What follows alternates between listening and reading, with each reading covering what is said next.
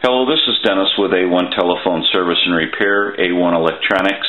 You can reach us on the web at www.a1-telephone.com, and you can also reach us at 618-235-6959.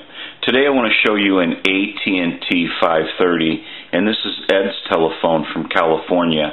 And this is the initial checkout of this telephone. And this was AT&T's version of a Trimline telephone, and these were very good telephones. There was a lot of quality behind these, and people really liked them, and that's why they're still around. And they were a very good telephone. So basically, Ed's having a problem with this telephone. He's talking about this phone no longer rings. It is a ring and not a buzzer. Well, this is not a telephone that has a bell in it. This has a piezo buzzer in it. So basically, no, they don't buzz really, but they're a piezo buzzer, and it does have a buzzer in it, so, or a piezo buzzer, and not a bell. So he's having a problem with the ring cycle, and this is the unit right here. We have it plugged in and out of the base unit. This would be the base unit that it fits into, and it has a switch on the side for off, low, and high ring. And so this is a battery pack that comes along with it, but that's for memory. It has nothing to do with your ring cycle and your piezo buzzer. There's an IC chip here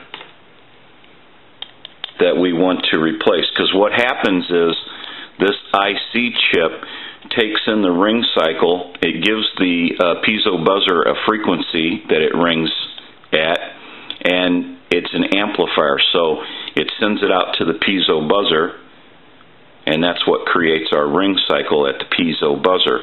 And so what we want to do is we want to change that, and I have some components here. This is a socket, but this is a 14-pin socket. So what I want to do is I want to make a 8-pin socket out of it, and we're going to cut this down and install it on the board once we remove this IC chip out of here. I have a couple of ICs that I believe will cross with it, but we'll just have to put them in. You don't want to replace this IC and then resolder in another one, because if it doesn't work, you'll have to desolder it and take it out and put it in another one, and we don't want to ruin the traces on the back of the board. So it's best in this type of case to put in a socket. That way, once we remove this IC here, we can install the socket, and then all we have to do is walk up and plug an IC chip in it, and if it doesn't work or it doesn't cross right, we can take it out and put another one in. That's why we use a socket, an IC socket. So we have it all set up. I know the switch is in the on position, and I want to take the analyzer. Everything is plugged in, and I want to go ahead and try to ring it. And we just had a ring cycle go by. Every time this red light lights up, that's a ring cycle. So we know it's not ringing. I want to go ahead and put the piezo buzzer up to the video. You might be able to catch a very slight, faint ring cycle. I'll let it sit there for a second. Now, you may be able to detect that on the video, you may not, but you can hear a slight ring cycle come through this piezo buzzer. I'm going to go ahead and stop it, because we know it's not ringing, and there's an issue here with the telephone ring circuit. So we're going to go ahead and take a short break. I'm going to start desoldering this IC chip, and we'll try to get some video of this as we move forward in the repair of this telephone. So we'll be right back. Okay, so we have one last solder point that I want to take out, and then we can take our chip out.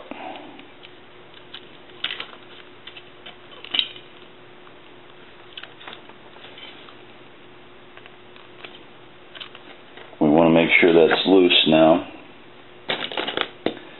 Check all our pins, make sure they're not holding up. Now we can remove the IC.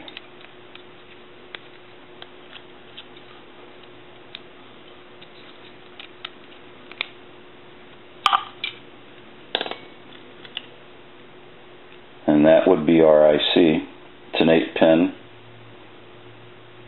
for the ring cycle circuit. We're going to set that back here. Now, since I only have a 14-pin socket, we want to make this a 4-pin, or an 8-pin, I mean.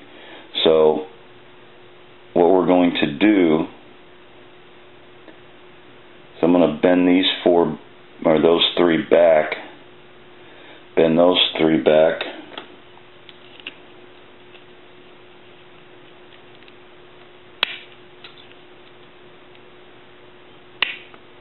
We can cut that away.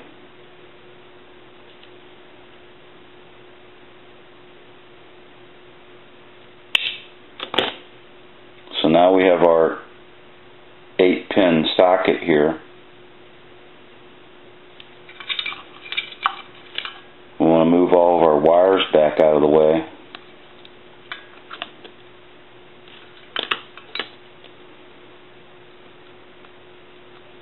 And so we want to put the front of our chip this way. So that gives us a marking indication. Set that into place and we'll just bend our pins over. That'll hold it in.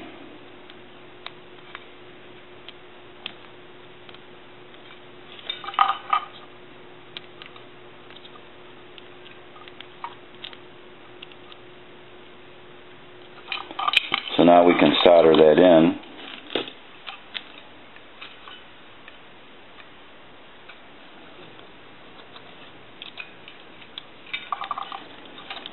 We're going to have to replace that battery wire. But that's not important right now. We want to go ahead and solder this IC back in.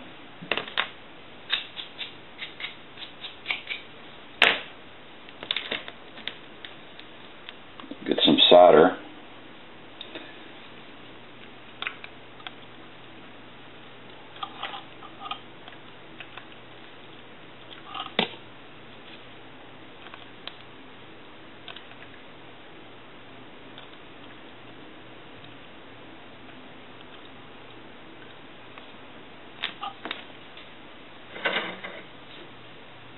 And once we get the socket installed,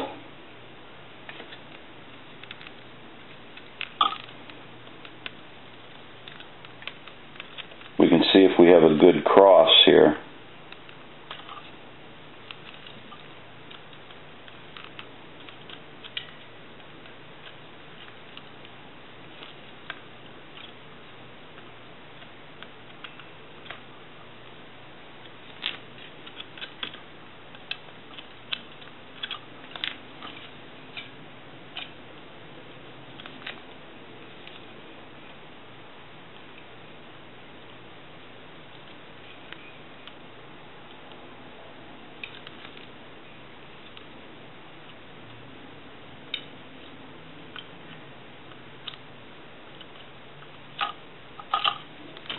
Okay, so now what we can do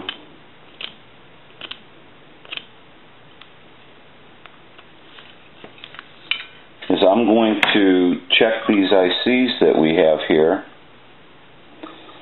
and get the legs straightened out on them. We want to check all of our solder connections, and I want to replace my battery cable that's coming down. So we'll take a short break and we'll be right back. Okay, we're back now, and I have replaced the white wire that was coming off the battery pack to where it's supposed to be. We know our switch is in the proper position, and now we have our IC socket just waiting for us to put an IC in it. And that way, if we put an IC in it and it's not a good cross, it's not going to work. So we can just simply unplug the IC and put another one in. And I've picked out two ICs that I do believe would be a good cross. And this is our old IC. and I want to make sure that we keep that out of the way, and we have our numbers on it. I like this IC here. I think that's going to be the one that will probably cross. I like the numbers on it, and so they look good to me. What I'm going to do is go ahead and install our IC now into our socket.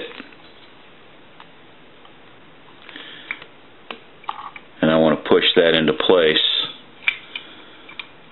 I want to make sure that our line cord is plugged in.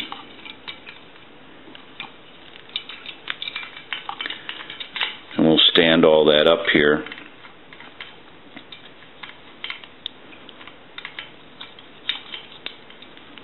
And now I can go ahead and take the analyzer and hit the ring cycle. I'm going to let that go a couple of times since we know that's an issue. I'm going to hit a low cycle. Let that go a couple times.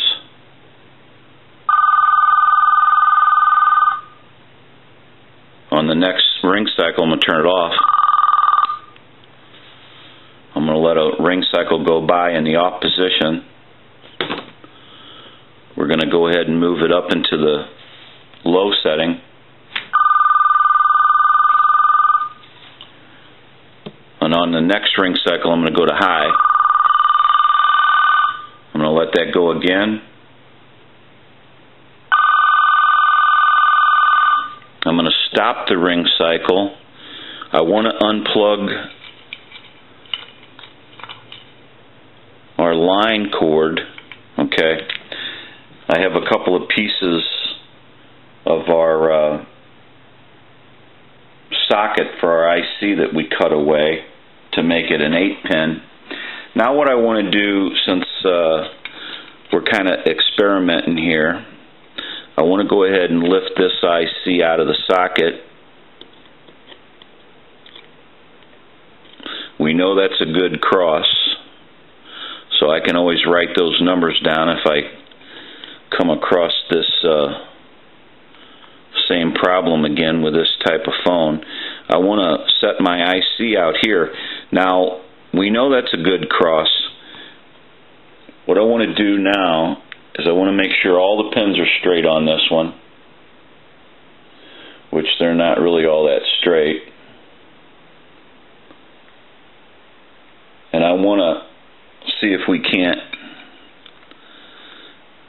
I may have to work on these pins a little to get this to fit.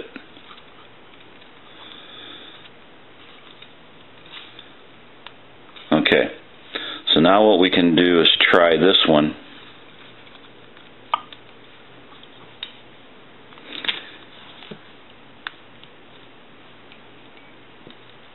We'll go ahead and hit the ring cycle. See how that doesn't work very well?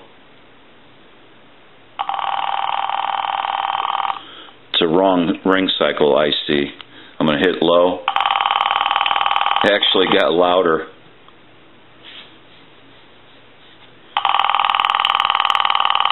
I'm going to turn it off. Of course, that probably will not ring at all. And I want to go to the low setting, which I think is louder probably than the high side. Yep. So we know that that's not a good cross. I'm going to stop the ring cycle, so I can I can enter all that, take the line cord out before we do this. So now I can write all that down and keep that in my notes, that this IC chip with the numbers that it has on it is not a good cross. So we want to get that away and out of the situation. We want to go back to what we know as a good cross and reinstall that into our socket.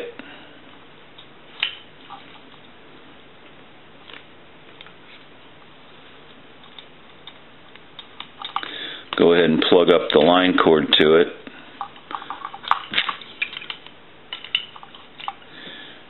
Now we can hit our ring cycle again.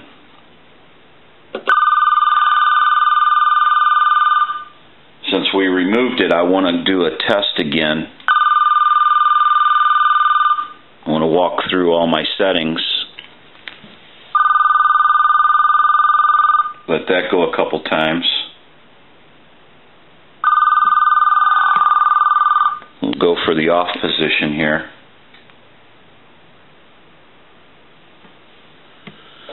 Go to our low setting.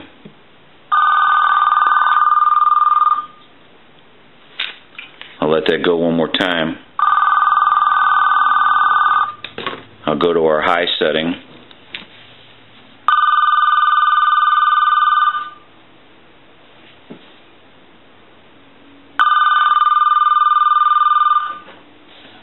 I'll let it go one more time.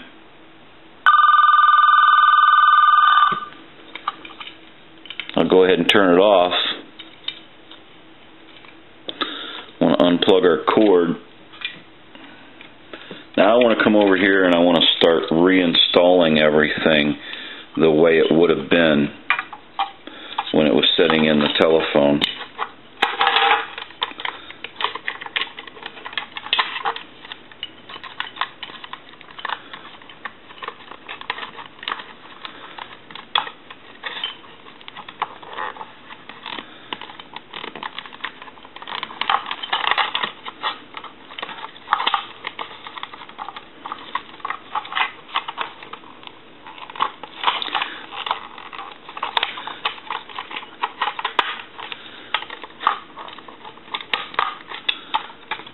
Okay, so now we want to swing this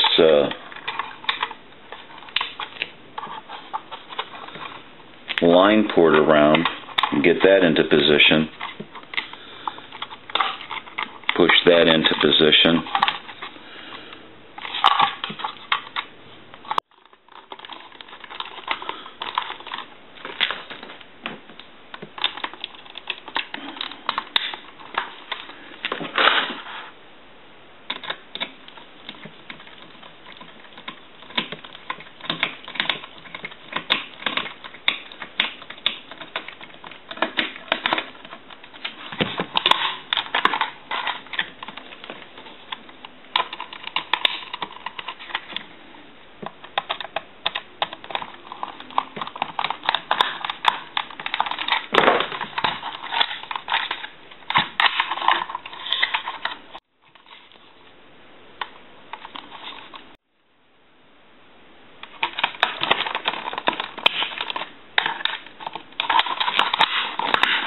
Slide our cover back into position. Okay, we're back now, and we are finished up with the repair of this telephone. So what we're going to do is some final checks. Even though the ring cycle was the issue, we're going to go ahead and check everything on the telephone. So this is the old IC, and we're going to go ahead and get rid of that. We no longer need that, so I'm going to go ahead and throw that away. And on this telephone, it has a couple of options on the back where you have a line in use and a hold button. So we're going to go ahead and check the line in use. And if I take my switch box and put it on where we have a line out, and I take another telephone and I turn it on, what's going to happen is this line is going to blink. I'm going to turn it off, and it'll stop blinking. Turn it back on, and it starts to blink. So that's an indication that someone is on the telephone line, and that is a working function. So now what we want to do is ring the telephone. I want to make sure that we have our switch in the on position. We'll go ahead and ring it. I'm going to let that go several times since that was the issue.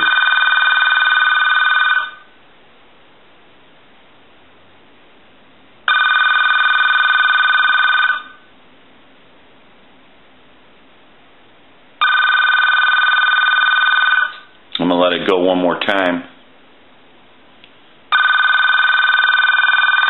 I want to give you some dial tone.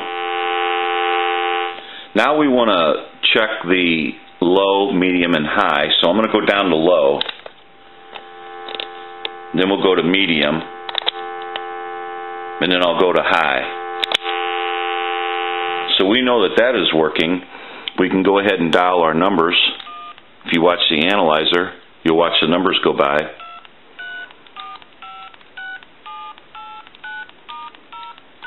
I'm going to end in a 2.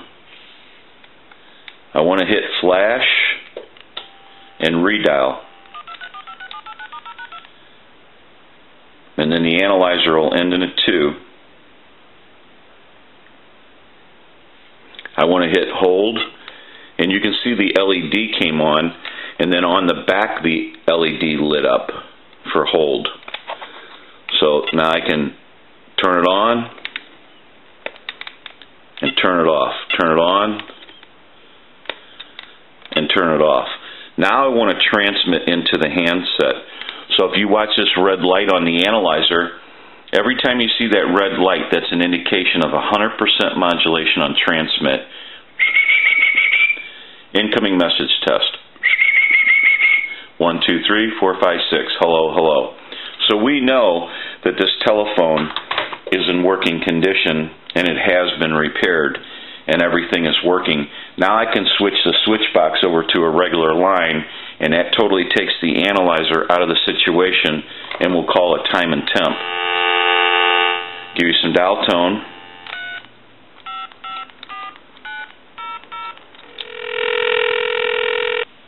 Good morning. Shop online anytime at Offenburg.com. A short drive to great value. Today is Friday, June 14th. The time is 10:44. Current temperature 91 degrees. Now the Belleville area weather forecast. Mostly sunny today, highs in the 80s, partly cloudy tonight, a chance of showers and thunderstorms, lows in the 60s, partly sunny Saturday, showers and thunderstorms likely, highs in the upper 80s. Okay, we'll go back over to the analyzer, and I want to ring it again because that was the issue.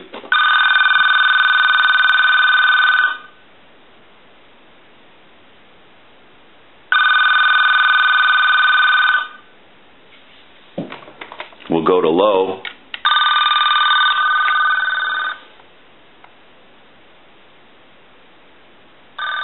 We'll go to off. We'll wait for a ring cycle to go by. We'll go back to low.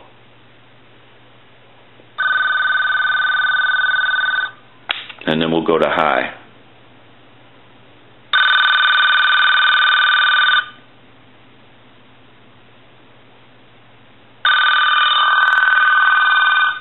And we'll go ahead and answer it. There's some dial tone. So we know that this telephone is repaired, and we can return it to Ed, and he can start enjoying his telephone. Now, these Trimline AT&T 530s were very good telephones, and they had a lot of quality to them, and that's why they're still around. This is Dennis with A1 Telephone Service and Repair, A1 Electronics. You can reach us on the web at www.a1-telephone.com, and you can also reach us at 618-235-6959. Thank you for watching, and have a great day.